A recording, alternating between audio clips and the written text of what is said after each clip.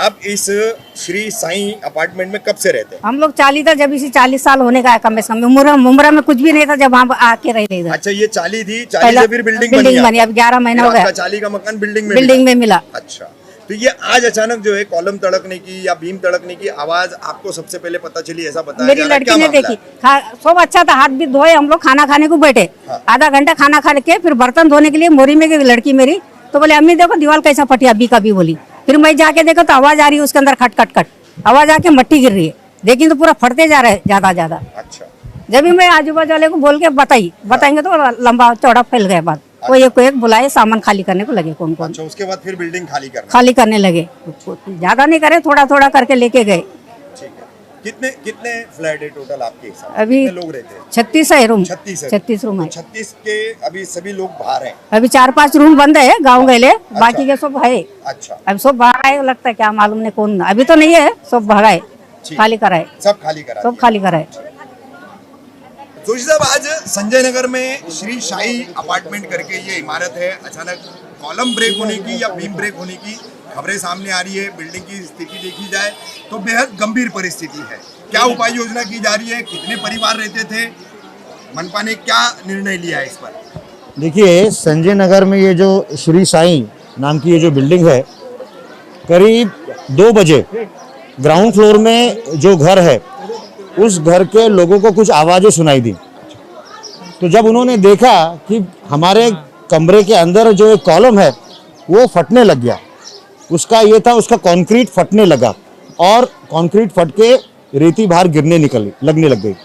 तो रियली सबसे पहले तो वो जो ग्राउंड फ्लोर में लोग रहते हैं उनका मैं प्रशासन की तरफ से रियली, जिसको मराठी में बोलते कौतुक करता हूँ उनका, क्योंकि उन्होंने इतनी सतर्कता दिखाई और इमीडिएटली बिल्डिंग के सब लोगों को उन्होंने बताया कि अभी बिल्डिंग खाली करने का समय आ गया है, क्योंकि कुछ बिल्डिंग अभी डेंजरस लगने लग गई है। एक चीज़ अभी मैंने हमारे सहायक आयुक्त साहब से पता करा कि ये बिल्डिंग प्रशासन की तरफ से धोखादायक घोषित की गई है। इमीडिएटली जब ये बात हुई तो हमारे फायर ब्रिगेड के लोग यहाँ पहुँचे और हमारे कार्यकारी अभियंता गोसावी साहब भी यहाँ पहुँचे। एक चीज़ मैं आपको बता देता हूँ, हमसे पहले यहाँ के जो स्थानिक नगर सेवक हैं वो यहाँ पहुँच गए थे और उन्होंने लोगों को बाहर निकालने में प्रशासन की बहुत मदद करी। एक चीज़ मैं आपको बता देता हूँ, प्रशासन का एक जो मेन एम है, किसी भी हालत में हम भी नहीं चाहेंगे कि ये बिल्डिंग टूटे। अगर ये बिल्डिंग रिपेयर हो सकती है तो हमारी तरफ से पूरी कोशिश की जाएगी कि ये बिल्डिंग रिपेयर करने का मौका हम लोगों को दें, लेकिन उसके पहले कुछ उपाय योजना करना जरूरी है। मेरे ख्याल से वो टेक्निकल बातें हैं तो गोसावी साहब बताएं तो ज़्यादा ठीक रहेगा। इन लोगों को रहने के लिए कोई बंदोबस्त उपाय किया गया है? देखिए, अभी कैसा है कि ये तो एक इलीगल बिल्डिंग है ना, और बिल्डिंग धोखादायक हो चुकी है। मानवता की दृष्टि से बाजू में ही अचानक नगर में एक स्कूल है, वो स्कूल हमने खोल दिया है, मनपा का स्कूल है। हाँ, मनपा का। तो इन लोगों का जिसको बोलते हैं ना तात्पुरती पुनर्वसन, टेम्पररी रिहेबिलिटेशन, पर्याय व्यवस्था, तो हम स्कूल में कर रहे हैं। इसका पूरा नियोजन हमारे सहायक आयुक्त तो साळुंके साहब कर रहे हैं, है ना, और इसमें हमें स्थानिक नगर सेवक का भी सपोर्ट है। रहा प्रश्न बिल्डिंग गिरे नहीं, तो ये बहुत ही एक टेक्निकल इशू है। इसमें हमारे गोसावी साहब और हमने कंसल्टेंट भी बुला दिए जिनका नाम है मिस्टर चौहान, तो उनके एक्सपर्ट एडवाइस के तहत और गोसावी साहब पर्सनली ये मॉनिटर कर रहे हैं। उसके हिसाब से आज रात से ही, और रात से नहीं, अभी से ही क्या क्या उपाय योजना कर सकते हैं वो करना हम शुरू कर देंगे। आप मेरे ख्याल से गोसावी साहब से ही पूछ लीजिए। गोसावी साहब क्या बताएंगे टेक्निकली बिल्डिंग की स्थिति क्या है, कितनी खतरनाक है? जैसे कैटेगराइजेशन होता है C1, C2A, C2B, तो किस कैटेगरी में आ रही है और क्या निर्णय है प्रशासन की तरफ से मौजूदा हालात को देखते हुए? ये जो संजय नगर की जी बिल्डिंग है श्री साई अपार्टमेंट, तो ये डिक्लेरेशन जो डेंजरस बिल्डिंग का हो गया तो वो C3 कैटेगरी में है। अभी भी आपको भी दिखे कि सब तरफ से बिल्डिंग अच्छी दिखती है, मगर वन साइड का जो कॉर्नर है जिधर कैंटिलीवर उसका ज़्यादा बाहर आया है, और एक सिम्टम्स उसका ऐसा दिखता है कि 2-3 साल पहले उसको एक एक्स्ट्रा कॉलम भी लगाया था जिसने बांधा उसने, वो कॉलम वो बिल्डिंग से मैच होता है। तो इसका मतलब है कि ये पहले से ही कमज़ोर बिल्डिंग थी और उसके वजह से वन साइड का, और ये जो ग्राउंड है तो वन साइड स्लिपिंग भी है, तो नेचुरली कैसा कि ग्रेविटी प्रेशर वन साइड को उसका आता है, वो हिसाब से इसका लोड भी ज़्यादा है, कॉलम के ऊपर आया है। स्टील और कंक्रीट का जो बॉन्डिंग प्रॉपर होना मांगता है वो उसका नहीं किया है, इसके वजह से वो क्रश हो गया कॉलम। क्रश हो गया और उसका लोड ज़्यादा हो गया। लोड ज़्यादा होने की वजह से उसको बेंडिंग मोमेंट आ गया, तो वो बेंड भी हो गया। It should be very dangerous condition है वो साइड के कॉलम की। अभी उसको बचाने की कोशिश की कि बाकी की बिल्डिंग सब अच्छी है, मगर आपातकालीन का फ़ोन है बचाने की तो कोशिश करेंगे हम।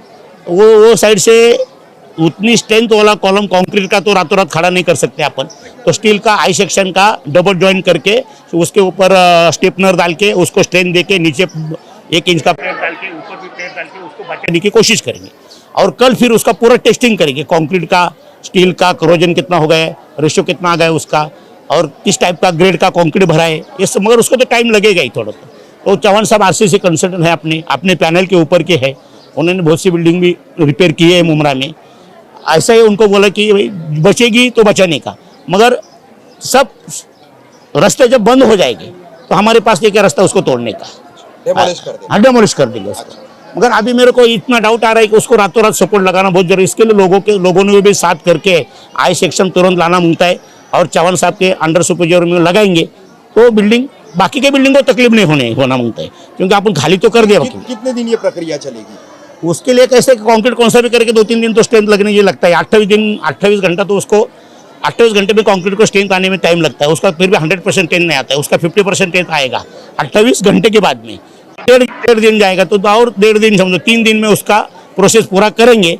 मगर रातों रात कॉलम लगाएंगे तो मेरे को थोड़ा एश्योरेंस आएगा कि बिल्डिंग टिल्ट हो रही है, नीचे आ रही है, नहीं आ रही है, वो हिसाब से। और दूसरा एक ट्रायल है वो पट्टी का, वो मैं अभी करता हूँ उसको फ्लोरिंग को लगा के कि बिल्डिंग का डिप्लेक्शन हो रहा है या नहीं हो रहा है, वो हिसाब से अभी वो भी करेंगे हम। आप सब लोग जाने के बाद में हम उसका टेस्टिंग चालू करेंगे अभी।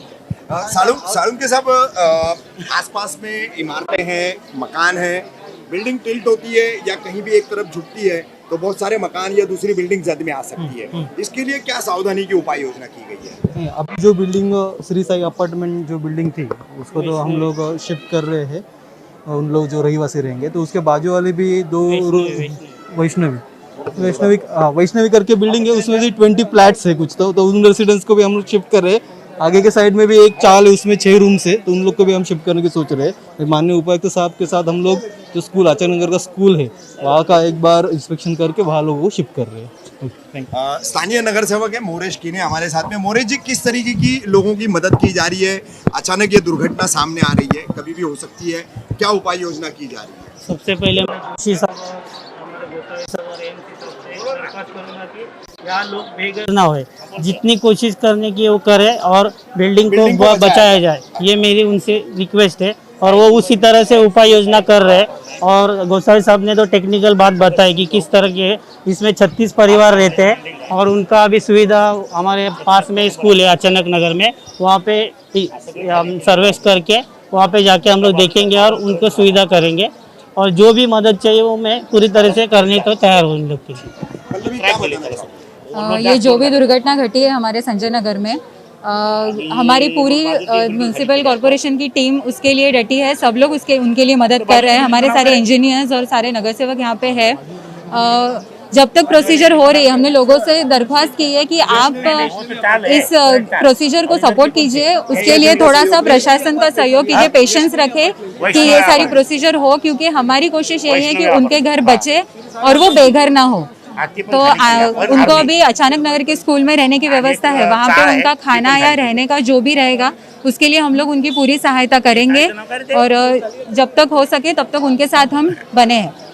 सर, जैसे कि मुझे तो व्यक्तिगत तौर पर पता है, वर्ष 2017 में राज्य सरकार ने मनपा द्वारा ऐसा धोखादायक, अति धोखादायक इमारतों को तोड़ने के वक्त जो पुनर्वसन की प्रक्रिया थी, नीति थी एक, वो नीति खत्म कर दी है, वो कानून खत्म कर दिया राज्य सरकार ने।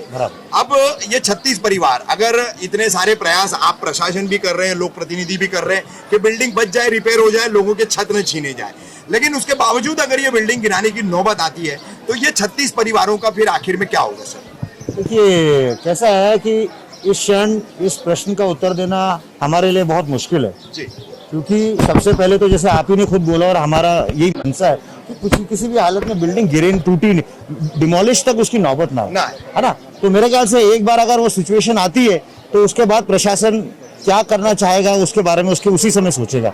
अभी तो बहुत प्रीमेच्योर होगा आपके प्रश्न को